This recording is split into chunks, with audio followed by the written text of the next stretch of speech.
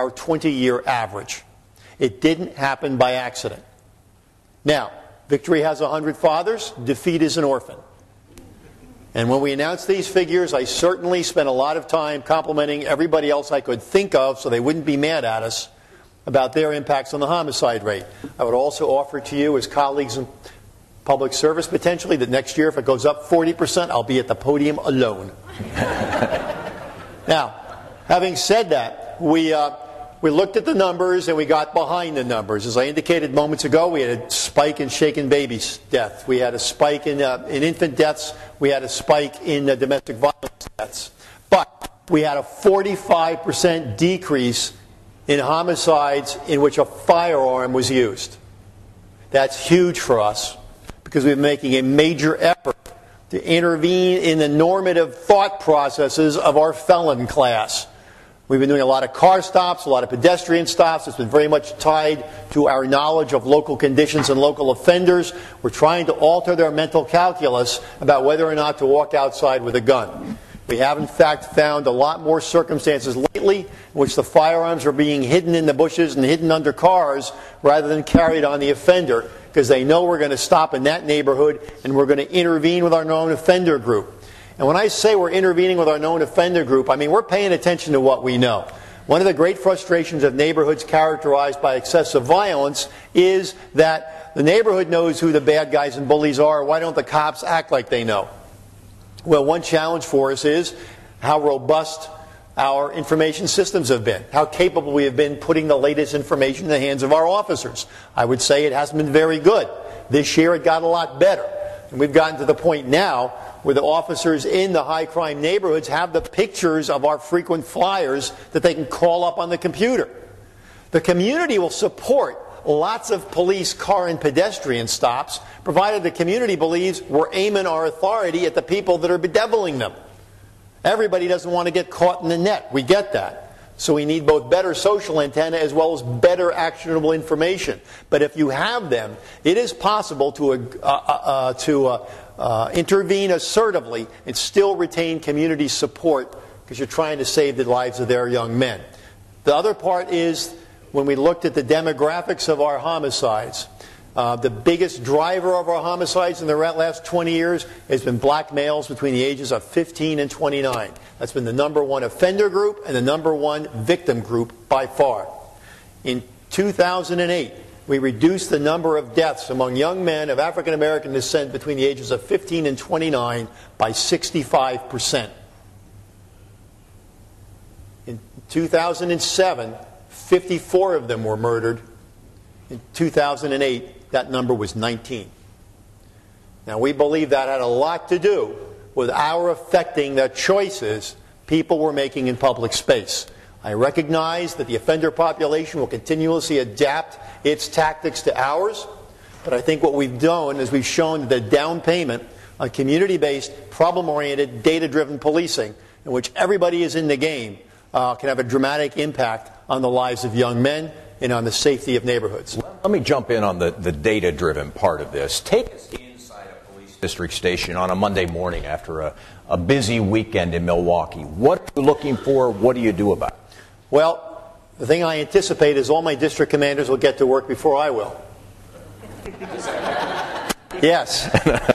Because they know that at 9:30 I'm going to be sitting there looking at a smart board with the last 24 hours data on it, and they know that there's going to be a little camera mounted on top of their computer which shows the same data I'm looking at it, and that camera is going to show them whether they're wide awake and chippy or wiping the sleepy bugs out of their eyes, and we're going to go through the last 24 hours. Now that's done every single day of the week. Monday through Friday. We look at the last 24 hours. Obviously on Monday we do the weekend. But that district commander at the remote site is responding to me and the assistant chiefs about current conditions, patterns, and trends. The last 24 hours of data is compared to that same day a year ago. We also monitor trends in the most recent 3 weeks with the 3 weeks before that. So we've got a good snapshot of emerging trends. We have the monthly year-to-date data we look at, and we look at the year-to-date data. We do that by every single district with every single major crime. We expect the district commander to know what's going on or to be making efforts to find out what's going on. Now, I promised when I came here, before I even took office, we were going to build the organization around the districts. We were going to build the organization around prevention.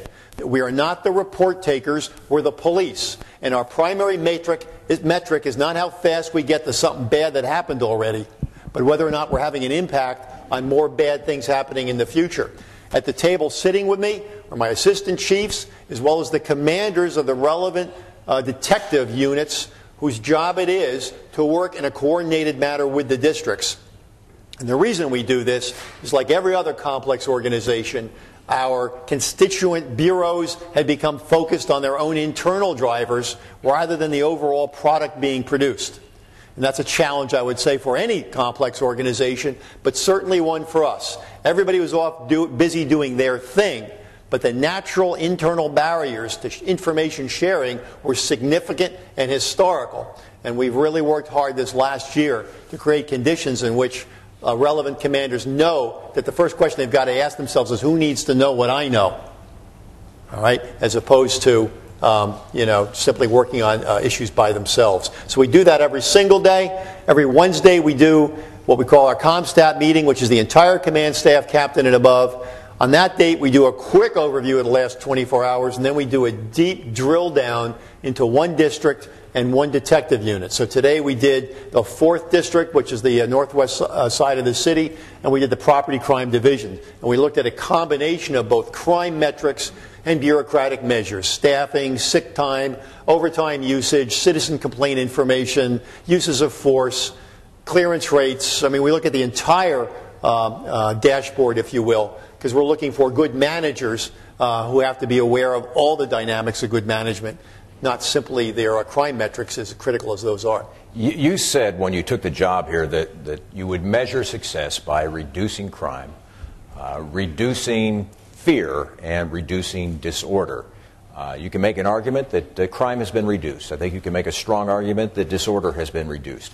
Have you reduced fear in this community? Well, I think one of the important things to note with that is you can ask, I think we're at the point now, and I've got a couple of my lieutenants in the room, they can feel free to contradict me. If you ask a member of this department what our mission is, I don't think there's a member of this department who won't tell you right now it's to reduce crime, fear, and disorder in Milwaukee. I mean, that's just the mantra now. And we relate all three because the three require different interventions. Crime control requires good data analysis, good information sharing, smart deployments. We can affect the numbers. Order maintenance is something else again. Those are the conditions such as loud car stereos, boombox radios, kids hanging out in the corner. You know, sometimes I feel like the Grinch because I just hear about the noise. Particularly in the summertime, it's the number one issue of urban living is the noise.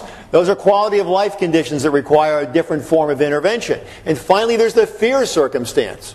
And we have to understand that people take their cues about their safety not from the data we publicize, but from their personal experience of urban life. And that is frequently driven by what we would call urban incivilities.